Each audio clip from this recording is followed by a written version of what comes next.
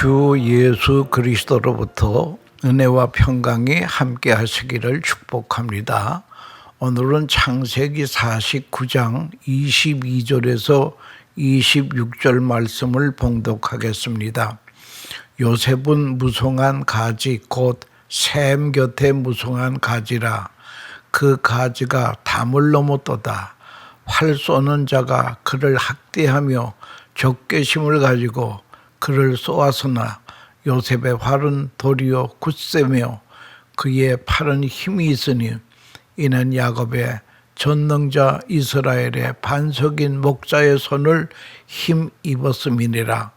네 아버지 하나님께로 말미암아 그가 너를 도우실 것이요 전능자로 말미암아 그가 네게 복을 주실 것이라. 위로 하늘의 복과 아래로 깊은 샘의 복과 젖 먹이는 복과 태의 복이로다. 네 아버지의 축복이 네 손조의 축복보다 나아서 영원한 산이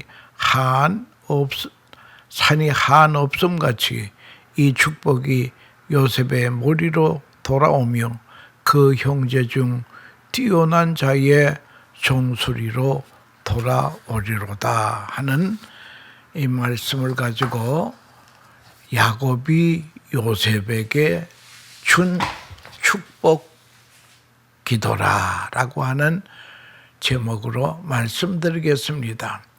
특별히 여기 22절에 보니까요, 요셉은 무성한 가지 곧 샘 곁에 무성한 가지라. 그 가지가 담을 넘었도다. 요셉의 믿음은 한마디로 성숙한 믿음입니다. 성숙한 믿음이라고 하는 것은 모든 것은 하나님이 주관하신다는 거예요. 모든 것이 내 손에 있는 것이 아니고 하나님이 주관하신다. 성공 실패도 하나님이 주장하신다. 숨 쉬는 것까지 하나님이 주관하신다는 믿음입니다. 성숙한 믿음에는 꼭 따라오는 것이 있는데 그것이 하나님이 주신 은혜라고 하는 것입니다. 은혜가 따라붙습니다. 그래서 요셉하면 연결되는 것이 축복입니다. 야곱이 임종 전에 12아들 한 사람 한 사람씩 축복 기도를 합니다. 사실 요셉 말고는 좋은 축복이 없습니다. 유다는 축복이 있기는 하지만 개인적인 축복이 아니고 유다 자손에게서 메시아가 탄생된다는 의미의 축복입니다. 요셉이 축복받은 이유는 성숙한 믿음 때문입니다. 요셉만이 아니라 지금도 성숙한 믿음을 가진 자에게는 이런 복이 임한다고 하는 것입니다. 모든 것은 하나님이 하셨습니다. 그래서 어떤 상황에서도 원망하거나 불평하거나 낙심하지 않는다라고 하는 것입니다. 요셉의 축복을 네 가지로 분류할 수 있습니다. 첫째는 열매 맺는 복입니다. 요셉은 무성한 가지라 그 가지가 담을 넘는다다. 이것은 열매를 상징합니다. 많은 열매를 맺게 되는 복입니다. 두 번째 복은 고난을 이겨내는 복이라는 거예요. 23절에 활 쏘는 자가 그를 학대하며 적개심을 가지고 그를 쏘았으나 고난은 오지만 그 고난을 이겨낼 수 있는 복이 임한다는 것입니다. 세 번째 복은 무엇인가니 유업을 이어받는 복이 올시다. 25절에 네 아버지 하나님께로 말미암나니 그가 너를 도우실 것이라. 전능자로 말미암아 그가 내게 복을 주실 것이라. 위로 하늘의 복과 아래로 깊은 샘의 복과 젖 먹이는 복과 태의 복이로다 라고 했습니다. 요셉의 아버지의 믿음으로 말미암아 자녀가 복을 받는다는 것입니다. 네 번째 복은 뭔가니 탁월함의 복이 올시다. 26절에 네 아버지의 축복이 네 선조의 축복보다 나아서 영원한 산이 한이 없음같이 이 축복이 욥에게 머리로 돌아오며 그 형제 중 뛰어난 자의 종소리로 돌아오리라다. 요셉의 생애에는 따라다니는 것이 탁월함이라는 것이구나. 보디발의 집에 팔려서도 감옥에 가서도 총리가 되어서도 탁월함이 따라다녔다고 하는 것이 요셉이 받은 복이라고 하는 것입니다. 첫 번째 복은 22절에 보니까 요셉은 무성한 가지 곧 샘 곁에 무성한 가지라. 그 가지가 담을 넘는도다. 가지는 열매를 상징하는 것입니다.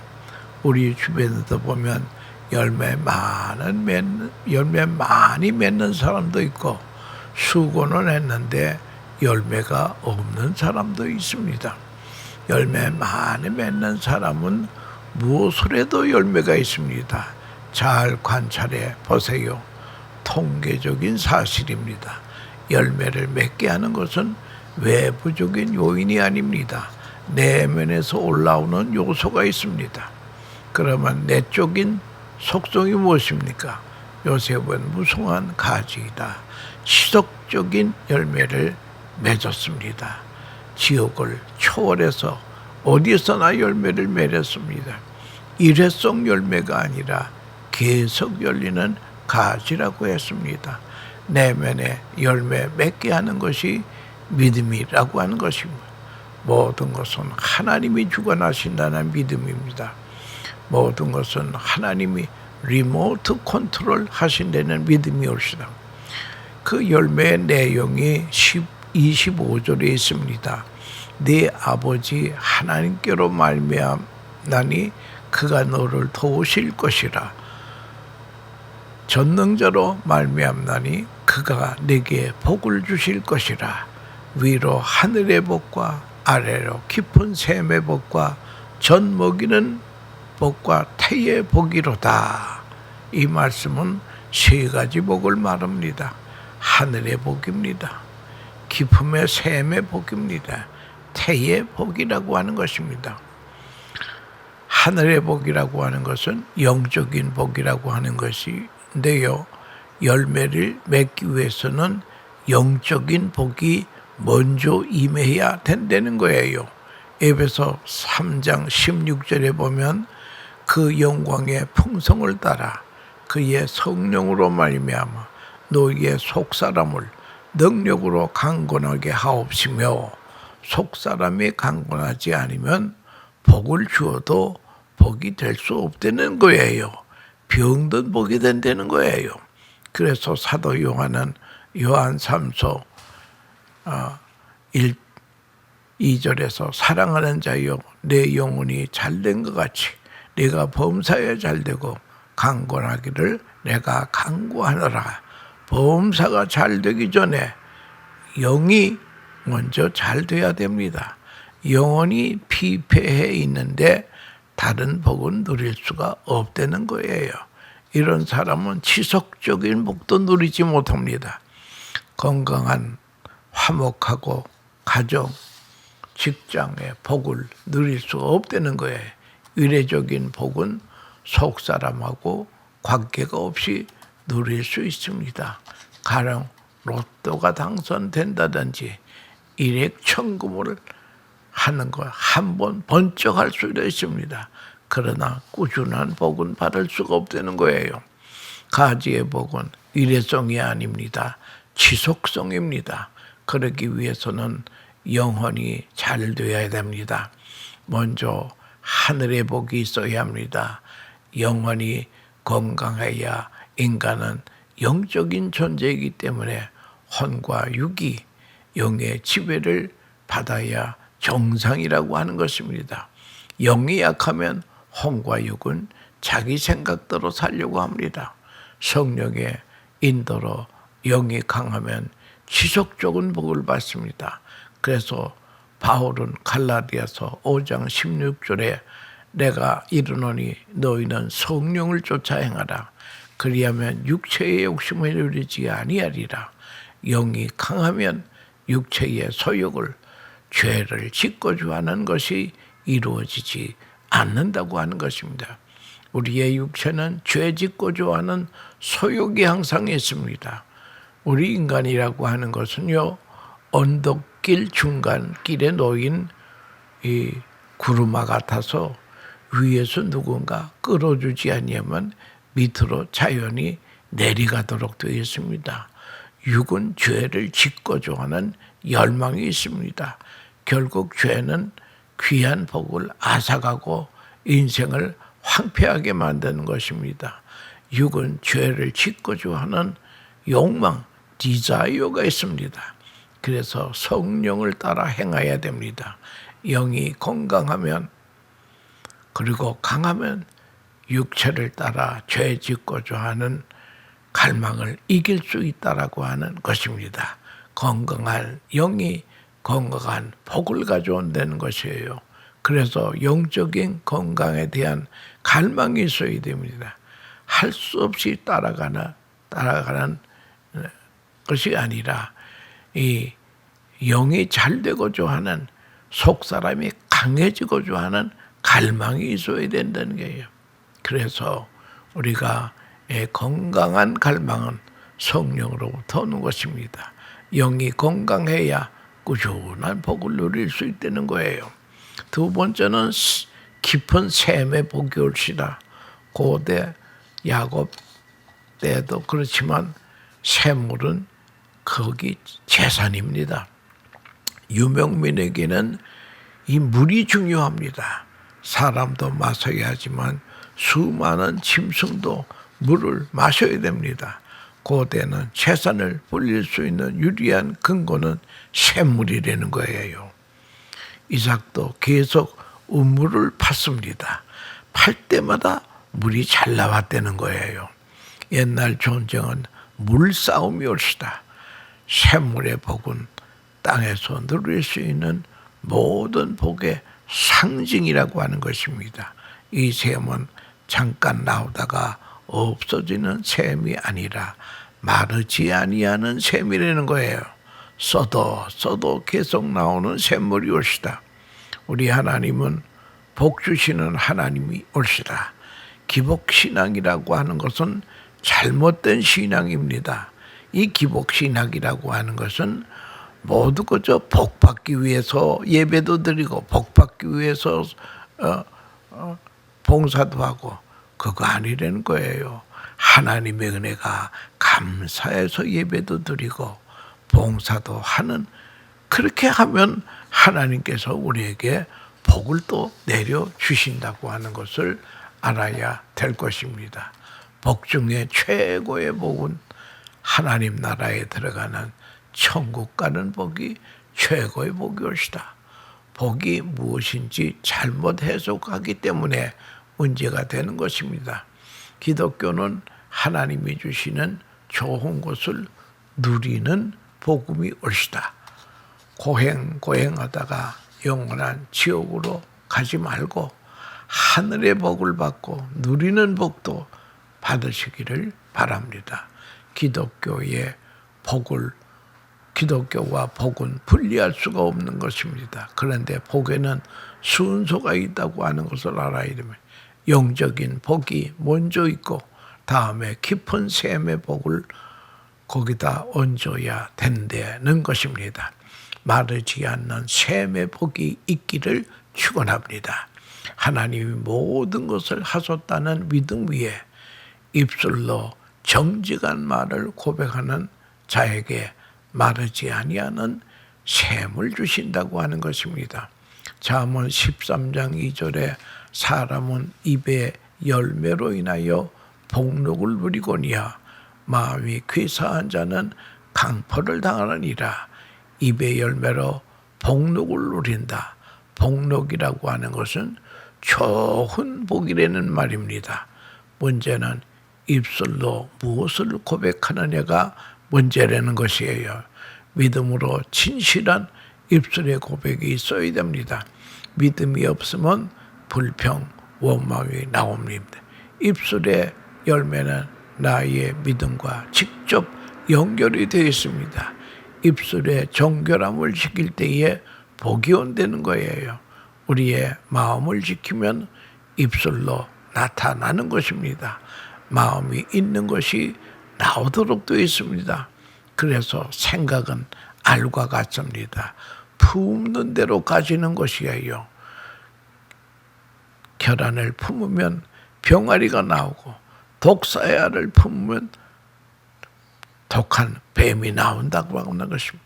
그래서 주님은 의사모하기를 줄이고 목마름같이 하는 자는 복이 있나니, 여러분 그저 의를 행하는 것도 중요하지만 행하고자 하는 마음만 가져도, 생각만 가져도 복이라는 거예요. 그러면 마음의 생각이 나오도록 되어 있습니다. 가령 박 집사가 김 집사에게 불만이 있습니다. 그러나 앞에서는 불만이 없는 것 같이 그러다가 누가 김 집사의 흉을 보면 즉각 그 사람에게 나오는 말이, 그래 김 집사는 문제가 있는 사람이야 하고 말이 나온다는 거예요. 그래서 마음과 입술은 같은 것입니다. 마음을 지키지 못하는 자가 강포, 즉 어려움을 당한다는 거예요. 입술로 범죄하지 않기 위해서 우리는 아침 기도는 이 기도를 꼭 해야 된다는 거예요. 왜냐하면 하루 종일 우리들의 범죄의 80%는 입으로 짓는 죄이기 때문에 그렇습니다. 요셉은 어떤 환경에서도 원망, 불평했다고 하는 기록이었습니다. 어떤 일이 벌어지든지 다 하나님이 하셨다는 믿음 때문입니다. 입술을 지키게 하는 것도 이 믿음이 옳시다. 하나님이 하신 것이다. 억울한 일 당한 것도 하나님이 하신 것이다. 믿음에서 떠나면 마음이 흔들리기 시작합니다. 원망, 불평하기 시작한다는 거예요. 그 다음에 25절에는 젖먹이는 복과 태의 복이라고 했습니다. 이것은 자손의 복이 옳시다. 고대에서는 자손이 많다라고 하는 것은 힘이 많다는 것을 상징하고 있습니다. 고대는 가족의 머리수가 곧 힘이라고 하는 것입니다. 오늘날도 프로 설경하면요, 영향력이 많다는 뜻입니다. 요셉을 통해 많은 영향력이 발휘하시겠다는 것입니다. 요셉과 같은 인물이 많이 배출돼야 됩니다. 우리나라에도 박세리라고 하는 LPG 선수가 우승을 하니까 그때는 많은 여자 선수들이 나왔습니다. 그 사람 하나의 영향력이 그렇게 세계의 LPG를 석권하는 대한민국이 되었다고 하는 것입니다. 김연아와 같은 사람이 나오니까 그 김연아처럼 되겠다고 하는 사람이 많이 나왔다는 거예요. 영향력을 발휘하는 그것이 복이라는 거예요. 요셉의 영향력이 애굽의 전역에 미치게 되고 7년 풍년과 7년 흉년을 통해 애굽만이 아니라 그 지역 전역에 영향을 미치게 되었다고 하는 것입니다. 요셉은 좋은 영향력의 사람입니다. 이것이 요셉의 능력이 아니라 하나님이 주신 복이라는 거예요. 그 사람의 DNA에서 나온 것이 아니고 하나님께로부터 나왔다고 하는 것입니다. 그래서 우리에게도 소망이 있습니다. 이 말은 요셉과 같은 믿음만 가지면 요셉의 누렸던 모든 복을 우리도 누릴 수 있다는 것입니다. 그래서 이 귀한 말씀을 듣는 사람은 21세기에 요셉이 되시기를 바랍니다. 하나님이 주시는 복이기에 우리에게도 가능하다고 하는 것입니다. 요셉이 이렇게 많은 열매를 맺을 수 있었던 이유가 무엇입니까? 열매의 복이 아니라 가지의 복이었다는 거예요. 그 가지가 무성한 가지였다는 것입니다. 하나님이 그에게 과일 바구니를 주신 것이 아니라 과일을 맺게 하는 가지를 주셨다고 하는 것이 일회성 복이 아니라 지속적인 복을 주신 것입니다. 일회성 복은 그저 운이 좋으면 누구나 얻을 수 있는 것입니다. 그러나 지속적인 복은 외부적 상황이 아니라 내면에서 나오는 것으로 하나님이 주시는 것입니다. 사과 나무가 계속 사과 열매를 맺는 이유니까 사과나무니까 그렇습니다. 사과나무 안에 DNA가 있었습니다. 그래서 시조를 쫓아 매년 사과 열매를 맺지 않습니까? 믿음의 내면에서 지속적인 열매를 맺게 한다고 하는 것입니다. 요셉 안에는 먼저 내재해 있던 것이 있습니다. 우리 믿는 자들에게도 열매가 맺는데 갈라디아서 5장 22절에 오직 성령의 열매는 사랑과 희락과 화평과 오래 참음과 자비와 양성과 충성과 온유와 절제니 이 같은 것을 금지할 법이 없더리라. 이런 열매가 가득한 사람을 한번 상상해 보세요. 이런 사람이 열매를 왜 못 먹겠습니까? 이런 사람은 어디에 갖다 놔도 열매가 있습니다. 내면에 이런 열매가 있으면 외적인 눈에 보이는 열매는 그냥 따라오는 것입니다. 이것이 가지의 복이라고 하는 것입니다. 그러면 나는 가지의 복을 받기를 원합니까? 하나님, 나는 가지의 복을 받기로 살기로 결단하여 싸우니 보혜사 성령님 날 좀 도와주시옵소서. 여러분 그렇게 기도해 주시기 바랍니다. 요셉이 열매 맺는 가지가 되기 위해서는 조건이 샘교돼 있었다는 거예요. 시편 1편에도 시냇가에 심은 나무가 시조를 쫓아 열매를 맺으며 행사가 다 형통하리로다. 예수님께서 요한복음 15장 5절에는 나는 포도나무요 너희는 가지니 저가 내 안에 내가 저 안에 있으면 이 사람은 과실을 많이 맺느니 나를 떠나서는 너희가 아무것도 할 수 없습니다. 하나님께 뿌리가 연결이 돼 있어야 됩니다. 성령의 열매는 다 하나님의 속성이옵시다. 우리의 믿음이 하나님께 뿌리 받고 있으면 속사람의 열매가 자연히 맺게 되는 것입니다. 그러면 보이는 열매는 자연스럽게 따라오는 것이라고 하는 것입니다. 복은 하나님의 독과점이라고 하는 것입니다. 이 독과점이라고 하는 것은 생산과 시장을 다 가지고 있다는 거예요. 가령 지금은 그런지 모르겠습니다만은 옛날에 담배와 인삼은 전매청의 독과점이었습니다. 다른 데서는 이걸 사질 못해요. 이 전매청을 통해서만 사도록 되어 있습니다. 그러니까 여러분 빨대는 하나님께 꽂아야지 다른 데 꽂아봐야 석영이 없습니다. 빨대를 하나님께 꽂는다는 말은 하나님을 의지하고 하나님을 의탁하는 믿음이었시다. 이것이 요셉의 믿음의 본질입니다. 모든 일은 하나님이 하셨소 하는 깊은 의미는 그분께 모든 것을 의탁한다는 거예요. 나의 가정, 직장, 학업도 성공 실패도 다 하나님께 의탁한다는 것입니다. 하나님이 하실 것이니 조급하지도 않았습니다. 이것이 샘 곁에 뿌리박은 믿음입니다. 하나님을 의지하고 의탁할 때 복은 따라오는 것입니다. 시편 84편 12절에 만군의 여호와여 주께 의지하는 자는 복이 있나이다. 잠언 28장 25절에 마음이 탐하는 자는 다툼을 일으키나 여호와를 의지하는 자는 풍족하게 되느니라.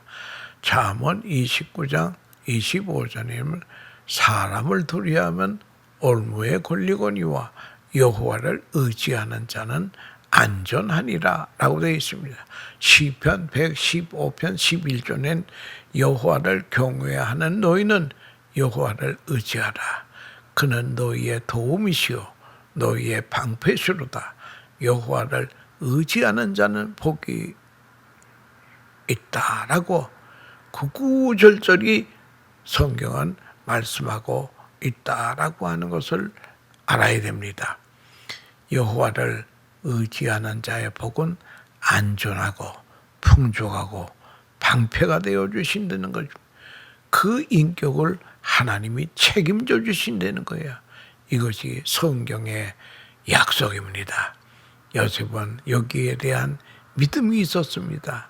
하나님을 의지하는 자는 복이다. 이 믿음 위에 하나님께서 역사하셨다고 하는 것입니다. 이제 우리 네 번째 복은 다른 것이 아닙니다. 복이 담을 넘었다고 했습니다. 22절에 무성한 가지가 담을 넘는다다. 이 말은 자기의 한계를 넘어선다는 거예요. 자기의 한계를 넘어가는 복을 받아야 되는 거예요. 인간이 열심히 일해서 얻는 것이 한계가 있는데 넘어가는 복을 받는데 이것이 믿음의 사람에게 주시는 복이라고 하는 것입니다. 모든 것은 하나님이 하셨습니다라는 이 믿음, 의탁하고 의지하는 믿음에는 가지가 열매되는 복을 받는다는 것입니다. 이 믿음이 없는 자는 내 인생, 내 힘으로 살아가야 한다는 그것입니다. 이 사람에게는 한계가 있습니다. 인간은 모든 것이 한계가 있습니다. 그러나 내 인생 하나님이 주관하신다고 할 때에 뛰어넘는 복을 누립니다. 요셉이 자기 힘으로 살았다면 무슨 힘으로 애굽의 총리가 되었겠습니까? 애굽 사람도 아니고 이방인의 노예가 그것도 또 감옥에까지 갇힌 수갑자가 어떻게 총리가 될 수 있겠습니까? 이거는 도저히 안 되는 일이옵시다. 우리 한국에도 많은 그 외국인 근로자가 와서 일한다고 합니다. 이 사람이 어떻게 총리가 되겠습니까? 축복대로 그의 능력을 뛰어넘어야 된다는 거예요. 요셉에게는 절대 넘어갈 수 없는 담이 있었습니다. 팔려온 노예지요. 평생 벗어날 수 없는 담이 있습니다. 감옥에 담이 있었습니다. 노예라고 하는 담이 있었습니다. 그러나 학벌의 담, 건강의 담 다 있을 수가 있습니다. 요셉에게 주신 축복은 담장을 넘는 복을 받았다는 거예요. 그때마다 하나님의 능력으로 담장을 넘어가게 해주었습니다. 꿈의 속도 하나님이 하신 것입니다. 주의 모든 사람이 이구동성으로 저 사람은 하나님이 함께 하신 분이라 라고 하는 것입니다. 여러분, 요셉의 신학은 하나님은 악을 선으로 바꾸사. 창세기 50장 20절에 요셉의 신앙 고비 옮겼시다. 이게 십자가 신앙이라는 거예요. 십자가는 죄인을 의인으로 만드는 것입니다. 마귀의 종노릇 하던 사람이 하나님의 사랑으로 천국의 백성으로 천국 기업의 기업자로 유산을 상속받는 아들이 된다고 하는 십자가의 사건이 악을 선으로 바꾼 그 믿음이라고 하는 것을 알고 우리도 요셉과 같은 동일한 믿음을 가져야 되겠습니다. 요셉의 믿음은 주도적인 사람이었습니다. 과거의 실패, 억울함에 매이지 않는 사람이었습니다. 미래가 암담해도 소망을 찾는 사람이었습니다. 먹구름 속에서도 밤하늘에서도 비유를 찾는 믿음이었습니다. 현재에 최선을 다하는 것이 곧 주도적인 성령의 사람이라고 하는 것입니다. 그는 말합니다. 나는 팔린 것이 아니고 하나님이 보내주셨다라고 하는 그런 믿음을 가지고 있었습니다. 그래서 여러분들 우리 모두 요셉의 믿음을 가지고 요셉이 받은 복을 받고 받을 복을 받을 뿐만 아니라 누리는 복도 누리시는 복된 하나님의 백성들 되시기를 축원합니다. 감사합니다.